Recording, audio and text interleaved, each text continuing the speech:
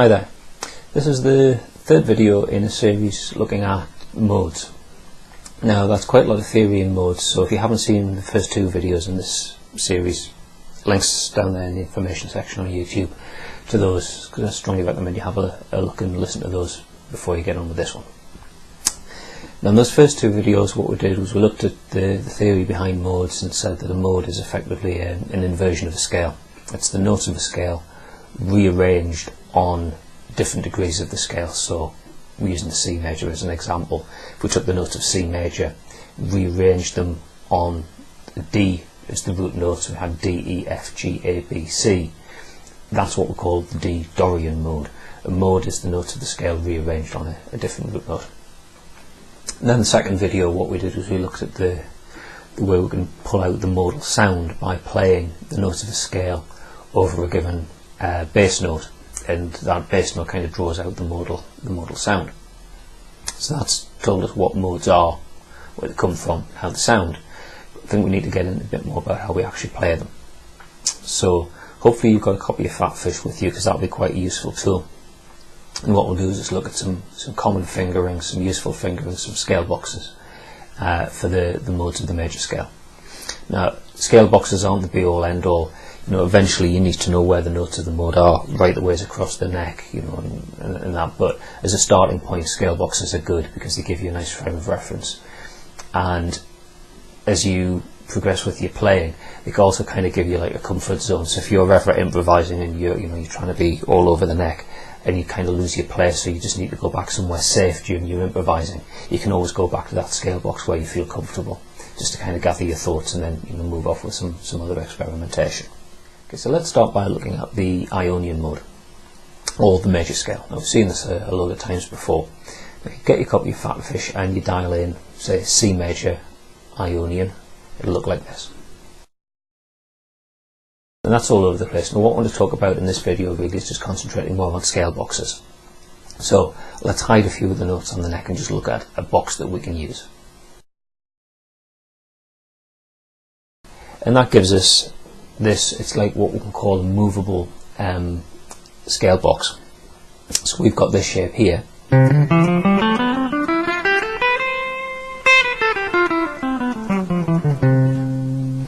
But because we know that the root note is the note that we're playing on the bottom E string with our middle finger.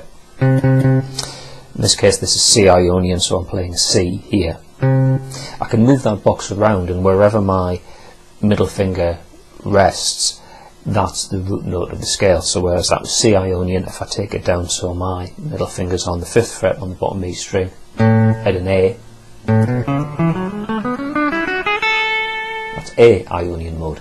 So by learning that one shape, that one scale box, effectively you know 12 different Ionian mode scales, because you can just move that shape around to different root notes on the neck. Okay. Next up, let's take a look at the Dorian mode. Now, the D Dorian mode is effectively a natural minor scale, but with a natural sixth rather than a flat sixth. As you saw on that screenshot, the notes of the D Dorian mode look like the notes of the C Ionian mode. The only difference is the numbering. So again, let's go to that picture of the neck and just cut it down to one scale box that we can play with. So that's my personal preference for D Dorian mode, movable scale box. The root note is on the bottom E string using our first finger, so find that D note there, and we can just play the scale box through.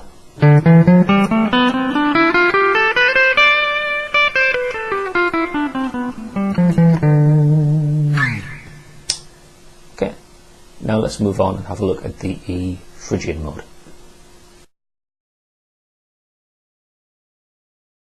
Okay, so we'll cut that down there to a box where our root note is on the E here, and it's very much like a natural minor scale, but it's got a flat second rather than a natural second, and that gives us a shape that sounds something like this.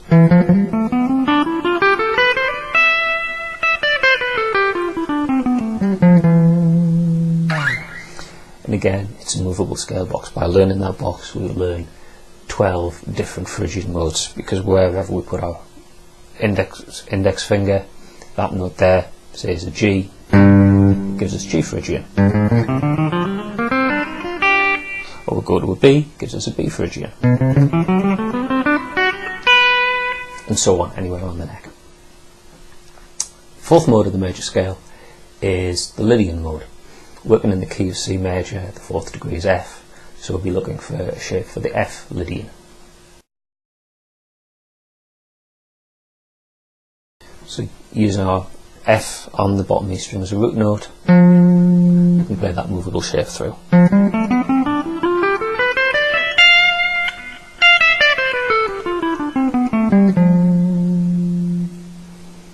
Okay. Next up, fifth mode of the major scale, the Mixolydian, key of C major. We'll look for G as the fifth degree, so we'll want a shape for G Mixolydian.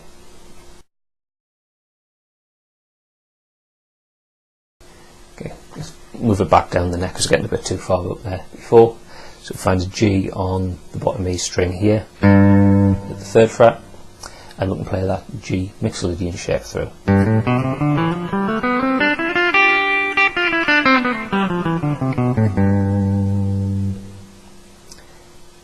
Next up, sixth mode is the Aeolian.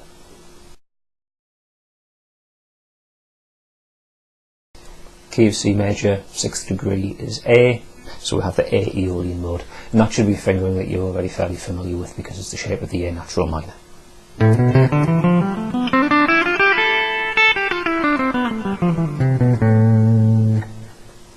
And the last mode of the major scale is the seventh mode, the Locrian. Key of C major, the seventh mode is B Locrian, so we find a fingering for that.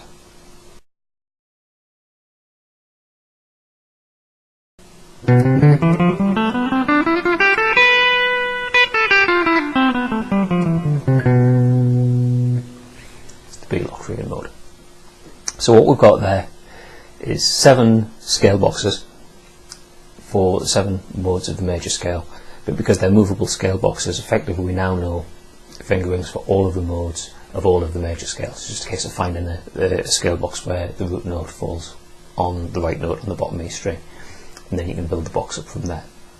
And as I say, the scale boxes aren't the be all end all, but they're a really useful starting point for getting your fingers around those shapes, and while you're playing the scales through, getting a feel for how the scale sounds, you know, being able to differentiate between, say, a major scale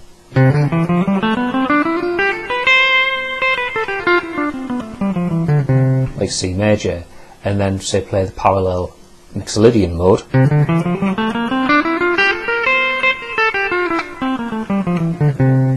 you can hear the difference in the scale there, because that Mixolydian mode is a different formula to the major scale.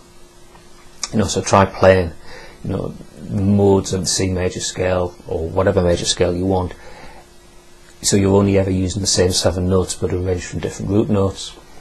As another exercise, try playing the modes through all from the same root note, so you can compare and contrast how they sound, you know, using the same root. It's all about getting your ear tuned in to the sound of the modes as much as it is getting your fingers used to playing those scale boxes. Okay, now let's take a look at something quite interesting about those modes. Have a look at the scale boxes for Ionian, Lydian and Mixolydian.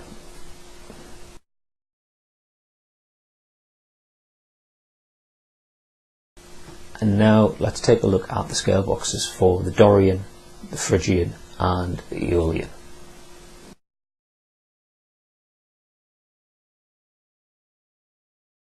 Now you should notice from the way I've got PhatPhish set up there, I'm highlighting certain notes on the scale. Let's look at those Dorian, Phrygian, Aeolian set of modes first, because that's probably something that's a bit more familiar to you. Let's have a look at the notes that's in common between those 3 modes. So what we can see there is that there's variance between the modes as to what the formula is, but the commonality between those 3 modes is they always have a 1 degree, obviously. They always have a flat 3rd degree, they always have a 4th, they always have a 5th, and they always have a flat 7th. Some modes have a natural 2nd, some have a flat 2nd, some have a natural 6th, some have a flat 6th. But those 5 notes, the 1, flat 3, 4, 5 and flat 7 are common. Those 5 notes. 5 notes that you get in the minor pentatonic scale.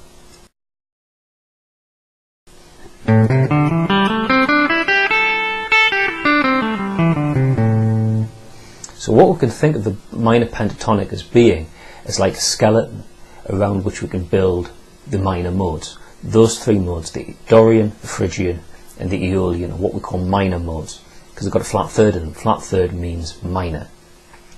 And the common notes between those 3 modes are the notes of the minor pentatonic. Likewise, if we have a look at the notes of the Ionian, Lydian and Mixolydian mode, there's common notes there. There's a 1st, a 2nd, a 3rd, a 5th, a 6th and the octave. And those notes there are the notes of what we call the major pentatonic. The major pentatonic is like a skeleton for those 3 major modes, the modes that have a natural 3rd in them, which is the characteristic of a major scale. Now, one thing we haven't mentioned here is the Locrian. The Locrian is a little bit different. It has got a flat 3rd in, but we couldn't categorise it as a minor mode because it's got the flat 5th in as well. And if you think back to when you're doing your chord construction, the 7th chord of a major scale is diminished. So we've got the major triads on 1, 4 and 5, minor triads on 2, 3 and 6, and the diminished triad on 7th. Same way we've got major modes on 1, 4 and 5, derived from the major pentatonic. We've got minor modes on the 2, 3 and 6, we'll get the minor pentatonic, and then we've got that Locrian, the diminished mode on the flat 7th where you get a diminished triad. Okay, so there's plenty for you to practice there. Get your fingers around those scale boxes. In time you should be able to move around the neck much more freely, but as a starting point it's good to have some basic fingerings for those modes, something for you to be able to play. Okay, so there's plenty for you to go away and practice and get your head around, your fingers around and your ears around.